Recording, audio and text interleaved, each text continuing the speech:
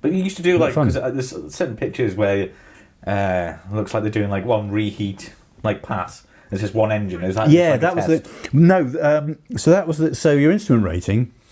I mean, having spent the last 20 odd years doing instrument ratings in airliners, they're quite tame in comparison, because we used to go off and do, so you go off, you do a heavyweight precision approach radar go around, you then fire off, you did low level stuff. I used to do a patch diversion somewhere where you did a pilot interpreted aid, tack and approach, whatever it was, go around.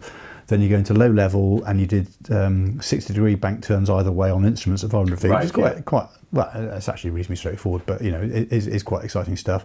And then one of them you do a low level abort, so that the drill that you went through, if you're at low level and you suddenly found yourself in cloud, whatever it is, roll wings level, pull 30 degrees up, I think, put the reheats in, and up you go. Yeah. And then we do recovery from unusual positions, so eye of control from the back, close your eyes, right, now recover, and you open your eyes, go, oh my goodness, this thing is spinning upwards or downwards or whatever.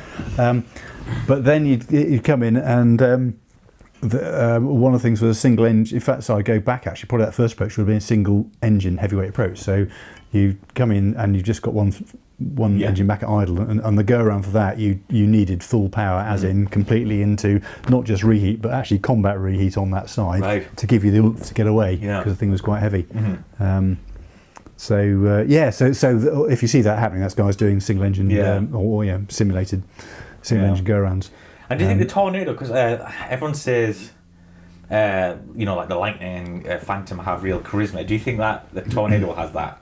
I think it does more than them other two, personally. I think it does now, and again, that refers back to our kind of earlier conversation of when I was on it. Although it was the biggest fleet, if you like, in the RF at the time, it was always looked down upon. Yeah. And it was looked down upon because it's actually an easy airplane to fly, and so if you fly a Harrier or if you fly a Jaguar or a Phantom, they're quite difficult airplanes to fly because they're actually a generation older. So this newer generation is easy to fly, and so particularly guys who'd flown generational airplanes before that. So all the management in the Air Force were all kind of hunters and stuff like that. So they would look and Lightnings. Yeah. Real man's airplanes, well, that's not real man's airplane because it's easy to fly, so therefore they must all be puffs flying it, blah, blah, blah. Yeah. Well, and that was a really unhelpful and really kind of immature, now I look back on it, bearing in mind those people, those high up people are now much younger than I am now, but a kind of really immature way of looking at things, and a massive actually misunderstanding of what it could do. And I think that's where Tornado came good in the end, was actually it then got people who understood the capabilities. Yeah. And when you've got guys, if a guy's only flown Hunters and Lightnings, what is he going to know about an airplane that can do all the fancy kit that things that it could do? They don't even have a Scooby-Doo. So they're very good at writing letters, and and they're obviously very good in their day at flying difficult airplanes to fly. Yeah. But an airplane that's easy to fly but difficult to operate, that's a different world. And that's I think the thing now when you look at Typhoon and F-35 is those airplanes which are actually probably very easy to fly, but that's great. That's what it should be. Because then you've got all your capacities there to operate the thing, and which is what it's there for. Exactly, yeah. I look back in the day, and when I went through tactical weapons unit, at the end of it, came your old disposal. What's it going to be? The top of the tree guys went to the Harrier. They were the best pilots. They knew it, so you end up with this sort of macho image. But you end up where guys are flying an airplane that's intrinsically difficult to fly. Yeah. So they're busy doing all that stuff and not doing all the other things that. So it's a very simple airplane, but it's incredibly. So, and those guys. I mean, I have to say, I have an incredible amount of respect for a massive respect for those guys because they were bloody good pilots. They had to be bloody good pilots, and even some of the best ones end up getting killed because it was such a difficult airplane to fly. So you can only have massive respect for those guys. But is that really the way that you should? Is that the best way to use your best pilots? Yeah. Surely you should do like the Americans do: stick on F-15s, easy to fly. Yeah, exactly. So now you've got an airplane that's easy to fly. You've got a bloke who's fantastically good, and suddenly the results are fantastically good. Well, it wasn't funny, but because I mentioned my mate Alan, who unfortunately was killed in a mid-air collision. And as a result of that, they said, right, we're going to make airplanes more visible. We're going to pay, because the Tornado, the biggest thing is this fin. I mean, we used to call it, it's Tonka stuff, but we always used to call it the fin. The fin, yeah. And it was this huge, great thing that was there. So they said, what we're going to do is we're going to paint the fins a bright colour. and so some of them are painted red, and some of them are painted white because white will stand up really well. But of course, the reverse thrust actually puts grey muck over that. Yeah. Well, the funny, I remember being when I was on 31 Squadron, this call going out, mates, look at this! Come here! And we all ran out of the crew room and looked, and there's an airplane in the circuit, and it just turned to the circuit, and it had no tail. Oh, Christ, what has he done? And all it was is that because it's so grey, it just melded in completely, and you just couldn't see it. Yeah. Oh, that's crazy. That it was, yeah. And this is the high visibility, white tail. Yeah. Nope.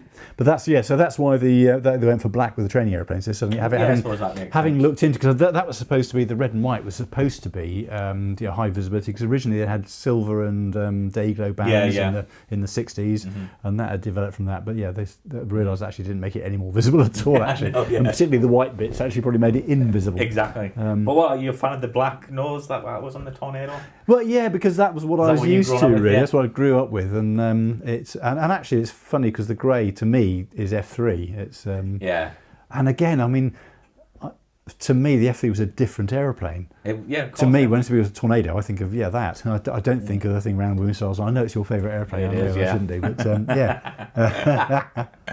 and it was. I mean, well, of course, when it came into service, the F2, it was useless, really. It was, And the guys who flew it, I mean, it's one of those things. Most pilots, when you ask them what's the best airplane in the world, it's whatever they're flying at the time. Of course, yeah. So you'll ask the question sort of as they change. They go, it's this, there, and I've been no different through my career either. Actually, it was the Tornado or the DC-10 or whatever it was. But the guys on the F2 would. In fact, one of the guys I saw the other day, a guy called Spawn. I said, what's it like, mate? He looked at me and said, you can't polish a turd. and that was it. But actually it did then become good. And right at the end, I think it was fantastic. It really was. I mean, it's a bit like, having done this book on the Javelin years ago, it's a bit like people say the Javelin, it's no dogfighter, but it was never designed to be. And F3 was designed to get airborne, was designed to zot off to 500 miles off the coast. Not dogfight MiG-21. Fire missiles and then, bears and things, and then come home again. It wasn't designed to get airborne and mix it with manoeuvre. But I mean, it had all the kit. I think at the end it was a really fantastic machine. Yeah, I think it was. That said, hastily, the thing about most airplanes, they've really got really good wing or really good engine, and I think F3 had neither. Yeah. RB199 was fantastic at low level. It was designed to be a low level cruise engine. Yeah. Reheat doubled your power, which is great for takeoff and landing. But actually, if you've got to use it upstairs, then suddenly you're pissing fuel out the back like it's going out of fashion. You used to have the burners, like sometimes when you refuel. You did, yeah. If certainly on this, I don't know what the F3 was like, but certainly on the GL1, if you're refueling, so you'd go in, you'd make contact, and then the next thing you'd do is because it was you have the drag on the right hand side, so the right hand engine you put into min burner. Right, yeah. And then the left hand engine you'd modulate to keep yourself in formation. Right. And I guess once you'd filled to full, then basically you were just burning the tanker's fuel instead of your own. Which, in fact, you could see guys on the other side, and so they'd be in burner and taking fuel on, and there'd be fuel coming out the vent at the top because it's obviously overfueling. But again, at least you're burning somebody else's fuel, not your own. So when you left, you were full. Because I've seen some videos of it, and it looks quite. I was like, I just thought they were just doing it for the sake of doing it. I didn't realise you actually. No, because if you didn't, you'd fall out the back. Yeah. You'd just drop out the basket. Because again, the airplane was designed to be a low-level or interdictor, so it was. At low level, it was fantastic, and the wing was fantastic. The wing was a high wing load, so it was designed to cut through the bumps. So when you're zotting through, all the turbulence in the hills at 420 knots or 540 knots, whatever you're going to do, it just cut through it, which it did. But of course, the corollary to that was when you wanted to do that, it didn't. Yeah, and then we wanted to do it upstairs at 20 or 1,000 feet. Not interested. Yeah, exactly. Is that video? Is it the recruitment for the GR1? No, I haven't seen it. It's about 30 minutes long. It's from like the late 70s or early 80s. It's quite good. Oh, is that the 9 Squadron film? It might be, yeah. Yeah, that's some good low level footage from that. Yeah. Look, that's really cool. But there's not much like.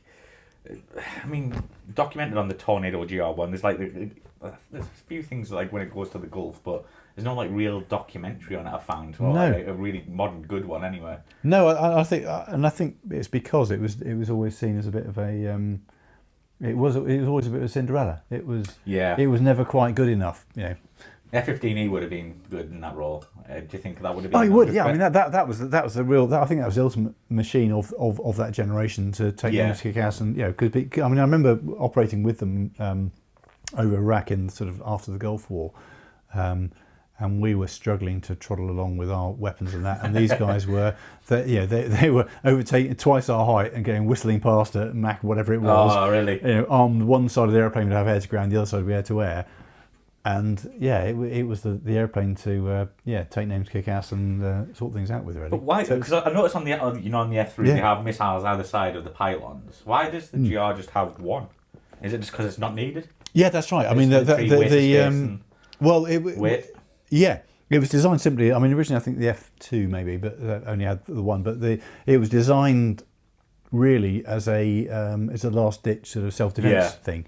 Whereas for the F3, it was an offensive missile that was so you wanted four of them, and four of the Sky Flashes as well. Yeah, so for us it was an 8-9 Lima. It had a head-on capability such that if your buddy got attack, you could swing across and take out the opposition, or if someone's coming head to head with you, you could have at them. Yeah. But again, we never intended to. Our thing was we'd run away bravely. You didn't want to turn and fight because what you wanted to do is get from A to B and drop your bombs on B and get back home again. Yeah. What you didn't want to do was to end up dropping your bombs, have a fight with someone because actually the moment you drop your bombs, they've won. Yeah. Could you outrun most of your opponents at the time? Do you think you probably come against MiG-21? Yeah, I think probably once you put the heaters in and you had enough. I mean, again, the only thing is then how much acceleration have they got, how much fuel have they got, and what's the range of their missile. Yeah. But yeah, I think theoretically you probably could. I mean, the thing did actually. I think the limit on it was 1.3 because there was the laser target seeker chisel, which put a shockwave down the engine if you went faster than 1.3. No, that was actually literally just the just that actual airframe itself. So actually the big tanks I think had no limit. I think because they were originally designed designed for the F3 to be supersonic. Yeah. The 1500 litre tanks we normally had or had previously to the Gulf War I think there was a limit on those. Yeah. And they were actually fairly, I think they would fall apart, but who cares? You punch them off anyway. Yeah, exactly, straight away, yeah.